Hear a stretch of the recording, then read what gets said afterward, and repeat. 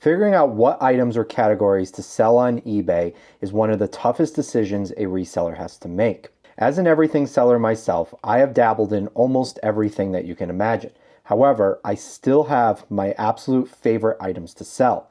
And in today's video, I'm going to show you my ranking list for the top categories or items that I enjoy selling on the eBay platform. Now keep in mind, this is just my opinion. This is what works for me and my business in my local area and with my knowledge base. Just because I don't sell something or just because I avoid selling certain categories doesn't mean that it can't work for you and your business. Think of this more as an exercise of why you pick up certain items over other items rather than an actual list of what you should go out and pick up every day. Some of the factors I like to consider when I'm trying to determine which categories to sell in are: what is my knowledge base in this category? How hard is it to get that knowledge? What are the risks if I don't have the knowledge in the category? How easy is it to find these items in my local area? How quick do these items sell? How much do these items sell for? How much testing or cleaning do these items typically require? How likely is it that these items are broken or missing parts and pieces? Do they make any kind of counterfeits or fakes of the items that I'm going after? How easy is it to store these items given the space that I have? How hard or how expensive is it to ship these items to the end consumer? These are just some of the questions I like to ask myself before I start dabbling in a new category. For this video, here is the exact scale that I'll be using. S tier is the top tier. These are my absolute favorite items to sell on the eBay platform. F tier is my bottom tier items. These are the items that I avoid picking up or just don't resell at all. Let's start off with video games. I like to put video games in the A tier. I personally love selling video games and I have a pretty good knowledge base in this category. However, even if you don't have the knowledge base in video games, it's not a very hard item to look up. Most of them have barcodes and almost all of them are going to have the name and the system right on the disc or on the cartridge. So it's fairly easy to actually look these items up and know exactly what they're worth. Video games also can sell for really good money and they move super fast. Everyone wants them. I also enjoy selling video games because they're super easy to list, they're super easy to store, and they're super easy to ship. They don't take up a lot of space, they can go in a padded envelope, and it's just a few pictures, and finding what I'm actually listing is very easy because the name and the system is right on the disc or cartridge. Now, I don't put video games in the S tier because they are super difficult to find, especially in some areas. In my local area, video games are highly competitive and they're very hard to find. However, if you get creative, you can still find some great deals out there. The next category is video game consoles, and I'm going to put this in the B tier. I'm putting it in the B tier because once again, they sell super fast, they can sell for a decent amount of money, and they almost always have the name or the model number on them, so they're fairly easy to look up. However, video game consoles require a lot more testing and a lot more time than, say, a video game. Video game consoles are also more likely to be broken and require some additional testing, cleaning, or repair. It is also super helpful to have some base of knowledge in video game consoles in order to sell them. There's certain ones that I just avoid. White Xbox 360s are almost always broken and they're just really not worth picking up. So just knowing something simple like that can save you a lot of headaches. The other problem with video game consoles is they are often broken and they can break easily. So if you don't ship them correctly, they can arrive to the end consumer completely broken. They're also rather large to store and they're hard to find at a good price point. Everyone knows that a video game console is worth something, so it's very rare that you're going to find these for just a few dollars, and thrift stores and swap meets tend to mark these items up. Pants, I'm going to throw pants in the B tier. I actually sell a decent amount of pants and I kind of enjoy this category. One of the reasons being is it's often overlooked and every single thrift store has some pants. They're also pretty common to find out at yard sales. People grow in and out of pants and they get donated fairly often and they're even at yard sales fairly frequently. Most pairs of pants do have the brand name and sometimes even a model number or the model name, so they're fairly easy to look up. Pants are just a good bread and butter item, and they're super easy to list, they're super easy to store, and they're even easier to ship. The problem with selling pants is they just don't tend to sell for a lot of money. I typically find them selling for around that $30 to $40 price point, so they're a good bread and butter item, but finding those higher dollar pants, that actually is fairly difficult to do, at least in my local area. The other problem with pants is sizing is very specific. The person has to like the length, has to like the waist, has to like the cut, the color, the model. They have to like a lot in order to buy a pair of pants. Pants are very specific to the exact size of the customer, and they tend to have a little bit more return rates than, say, a large t-shirt would. The next category is shoes. I'm going to throw shoes in C tier. I like selling shoes because they're easy to ship, and once again, they're a good bread and butter item. I can often find shoes that resell for around that $30 to $60 price point. Most pairs of shoes have the brand name on them, and they even have a model number on them. They're fairly easy to identify and actually look up and comp out. However, in my local area, shoes are highly competitive. There's a lot of people that just focus on shoes, so it's hard to find the good ones.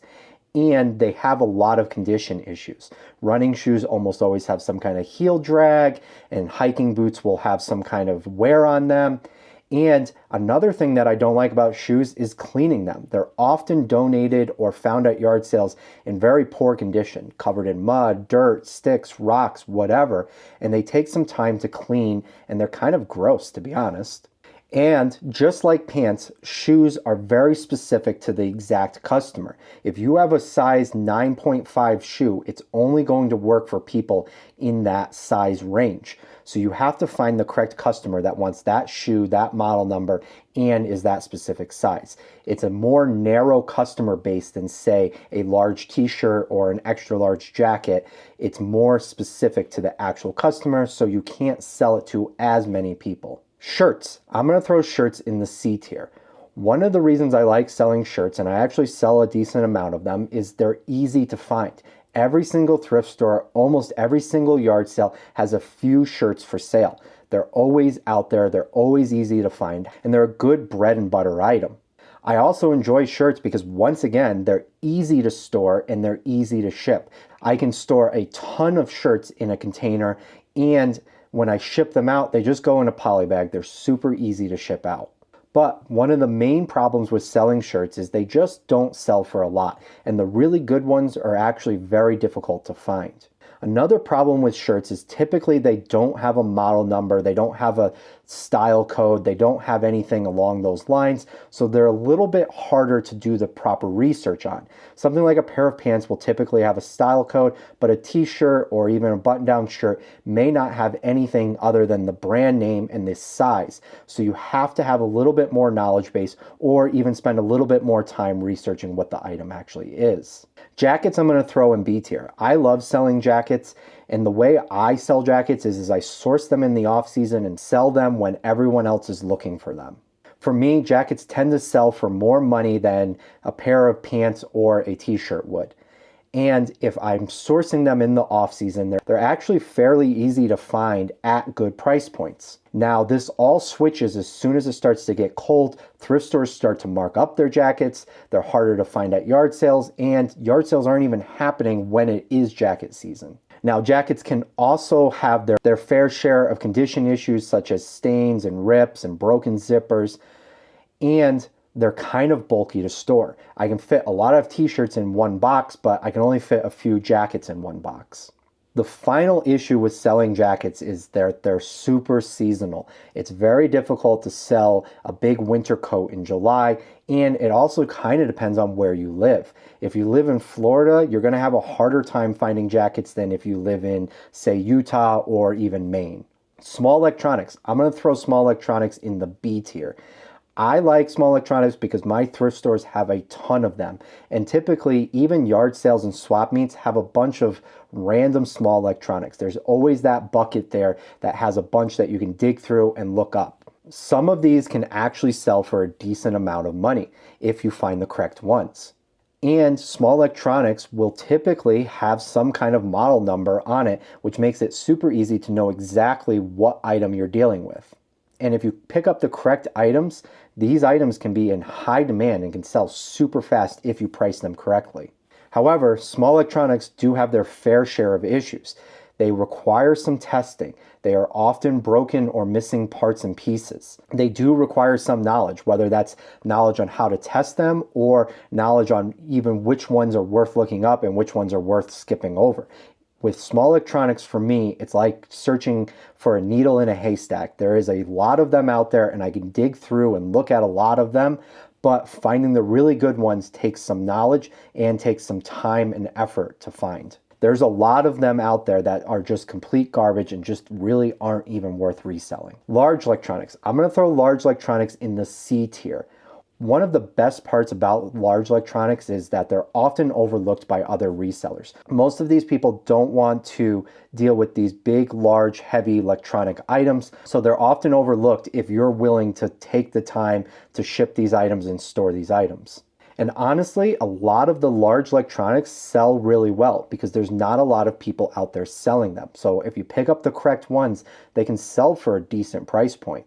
I have personally moved away from selling large electronics. I almost never pick them up anymore unless they're worth a decent amount of money. I used to pick up a lot of VCR DVD combo players. However, the majority of them end up broken, or they end up broken when they're being shipped. They have a high return rate, and they're kind of bulky and require a bunch of testing in order to get the item listed. So I personally tend to stay away from large electronics unless they're worth a lot of money.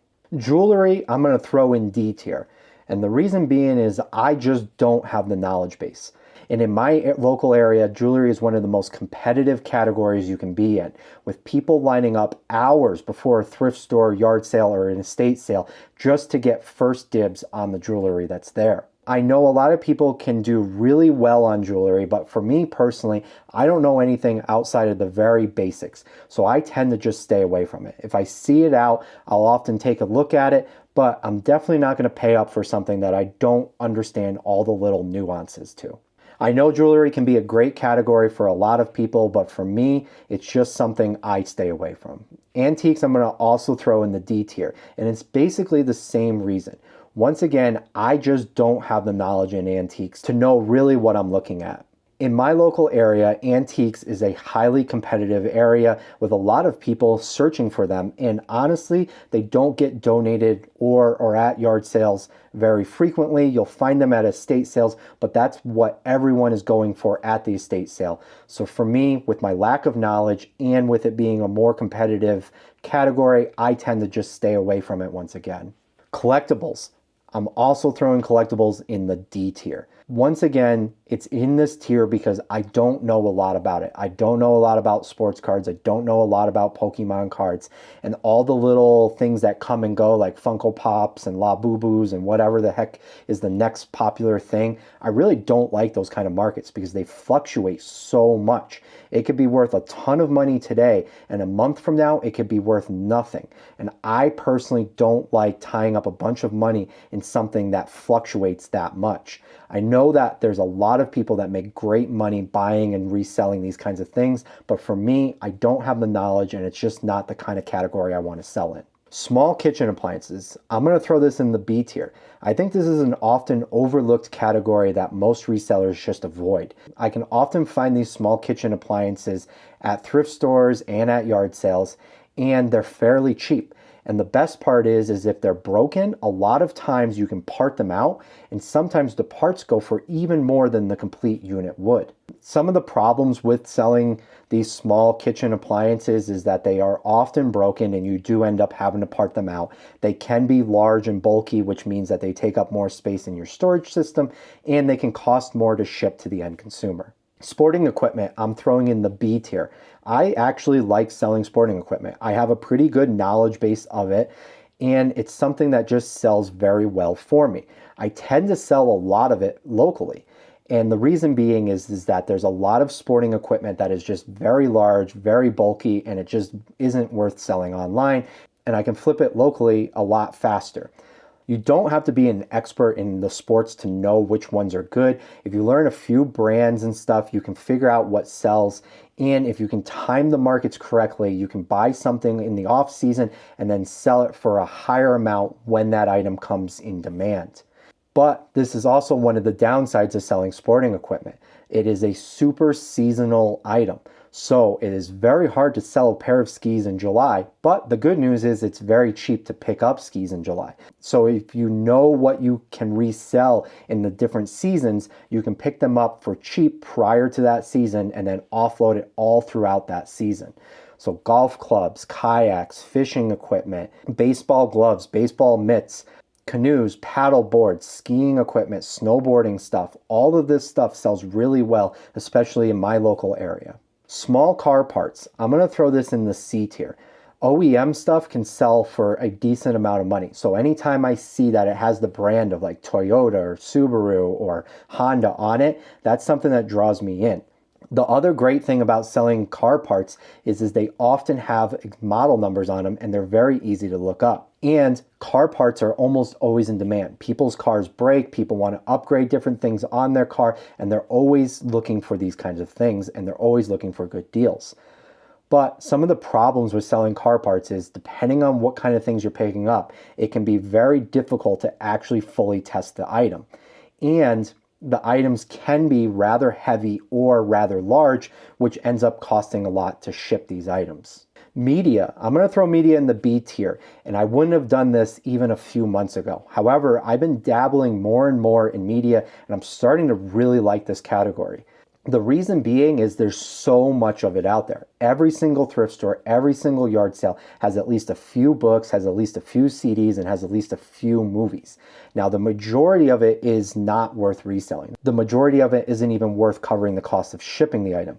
However, there's always those needles in the haystack, and that's what I'm looking for. And once you learn a couple things to look out for, it doesn't take too long to skim through a box of DVDs or Blu-rays or books and see if anything is standing out to you. These are also items that are super easy to look up, and they're super easy to list, store, and ship. So if you can get past all of the junk and the vast amount of it and kind of just narrow in on exactly what you know, it can be a pretty good category, and it's something I'm looking to expand into. Toys, C tier.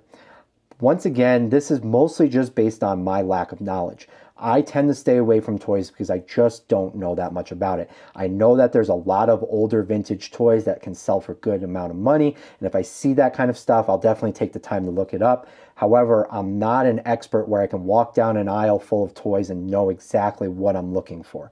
I have to spend the time to actually look these items up. So that's why I'm throwing it in the C tier. Hats. I'm going to throw hats in the B tier. It's something I personally just enjoy selling, and I find that they're often overlooked. Most people don't even bother looking at the hats, and some of them can sell for a really good amount of money. Especially the older vintage sports stuff can do really, really well. Hats are also easy to store, and they're easy to ship. They just go in a box and off they go.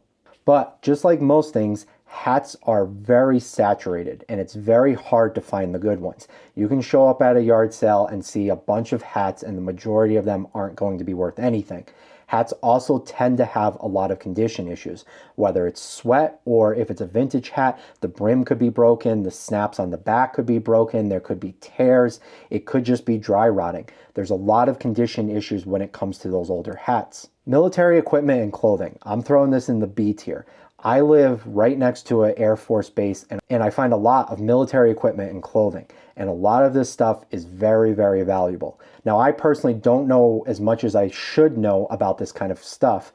However, it's something that I am constantly learning and I'm constantly checking. Anytime I see the military stuff or camouflage, I'm always digging, I'm always looking for those high-end brands, and I'm always trying to expand my knowledge base in this stuff. I do find that military stuff is very nuanced, and it can be very difficult to actually look it up, know what era it's from, know how much it's actually worth, know what the sell-through is. It can be very difficult to actually learn it, but if you get the reps in, you can start figuring out at least some of the things you're looking for. I also think this is a category that kind of just depends on your area. If you don't live near a big military population, you're probably not seeing as much as I'm seeing. Tools. I'm going to put tools in the B tier because tools can sell for a good amount of money and they sell relatively fast. It's something everyone needs, whether it's automotive tools or power tools for around the house or industrial tools for some kind of business. Tools can sell for a good amount of money and they're always in demand. One of my favorite things to do with tools is just sell them locally. If I pick up something really big or really large, I'll just flip that locally, and there's almost always a customer willing to buy that tool. But some of the problems I run into with tools is that they are very large, they take up a lot of space, and they can be difficult to ship. They're also just something that a lot of people are out looking for, and it's a highly competitive market, especially in my local area. Musical instruments, I'm going to put this in the B tier. Can sell for a ton of money depending on what you find. And the majority of the time, they have some kind of model number that you can look up and know exactly what item you're looking at. However, musical instruments can be very large. They can be a good flip locally depending on the size, but even some of the large items will still sell online for a good amount of money, and customers will pay the shipping price because they want it. However, you do need to have some knowledge in these instruments if you're going to sell them as tested working, because there's a lot of nuance to whether it's actually working or whether it needs some kind of repair to it. Now, you may be sitting here thinking, geez, when is he going to put something in the F tier or the S tier? Well, the truth of the matter is I don't think anything in reselling is an S tier item or an F tier item.